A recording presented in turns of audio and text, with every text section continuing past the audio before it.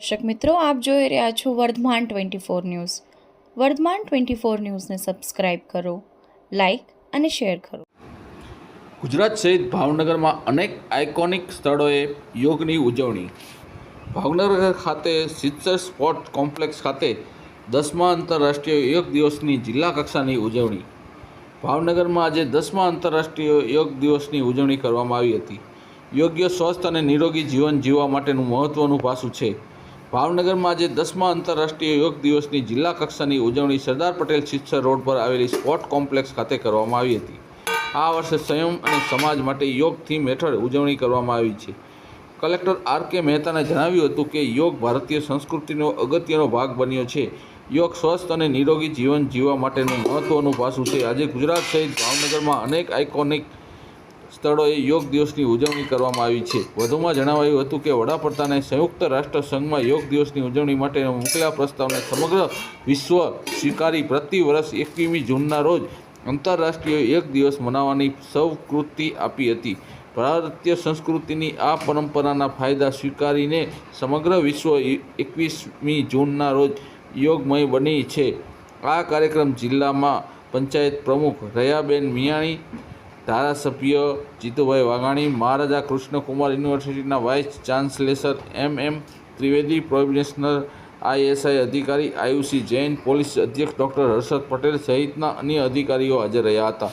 Vardhaman news.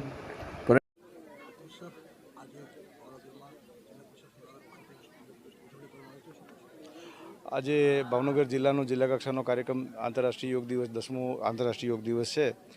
એમાં અત્યારે આપણે સિત્સર સ્પોર્ટ્સ કોમ્પ્લેક્સ ખાતે લગભગ 2,500 જેટલા લોકો ઉપસ્થિત રહ્યા છે. મહાનુભાવો, આપણા માનનીય જિલ્લા પંચાયત પ્રમુખ શ્રી, માનનીય ધારાસભ્ય શ્રી જીતુભાઈ વાઘાણી, અમારા જિલ્લાના વરિષ્ઠ અધિકારીઓ, આપણી જે યુનિવર્સિટીના ઉપકુલપતિ શ્રી પોતે અને જુદા જુદા શૈક્ષણિક સંસ્થાઓ, સ્પોર્ટ્સ કોમ્પ્લેક્સમાં તાલીમ લેતા રમતવીરો અને જિલ્લા વહીવટીતંત્રના પોલીસના જવાનો, આ બધાનો સહયોગથી થયો છે.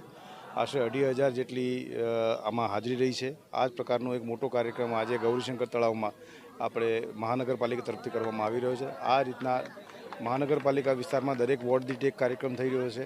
દરેક નગરપાલિકાઓમાં, દરેક તાલુકા મથકે, દરેક સ્કૂલોમાં, આ ઉપરાંત અમારા જે પોલીસ મથક છે એમાં, પોલીસ હેડક્વાર્ટરમાં બધે આ પ્રકારના કાર્યક્રમો થયા છે. યોગ એક જીવનશૈલીનો ભાગ બને અને આપણે સ્વસ્થ જીવન જીવીએ એ પ્રકારની વિભાવના સાથે આપણે સૌએ યોગમાં સહભાગી થયા છે અને આ પ્રસંગે ઉપસ્થિત રહેલા સૌનો હું આભાર માનું છું.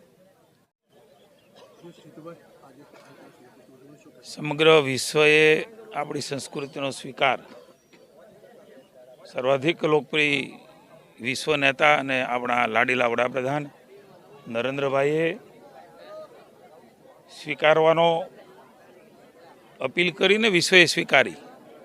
10મા વિશ્વ યોગ દિવસ નિમિત્તે સમગ્ર વિશ્વ અને ભારત વર્ષમાં ખાસ કરીને નરેન્દ્રભાઈ મોદીજીની પ્રેરણા, માર્ગદર્શન અને નેતૃત્વમાં આજે શ્રીનગર ખાતેથી અને માનનીય મુખ્યમંત્રી ભૂપેન્દ્રભાઈ પટેલ નડાબેટ બનાસકાંઠા ખાતેથી આ યોગ અભ્યાસનો કાર્યક્રમ એક ઐતિહાસિક કાર્યક્રમ થયો છે. શ્રીનગર આપણું બોર્ડર સ્ટેટ અને બનાસકાંઠા આપણો બોર્ડર જિલ્લો, એક મહત્ત્વનું કહી શકાય એવી ઐતિહાસિક જગ્યાઓ ઉપર યોગ અભ્યાસ સાથે સમગ્ર ભારત વર્ષમાં લાખો લોકોએ એકસાથે સમૂહ યોગ અભ્યાસ કરીને પોતાનું મનની અને તનની તંદુરસ્તી સાથે સ્વાસ્થ્યની પણ તંદુરસ્તી અને આજની જે થીમ છે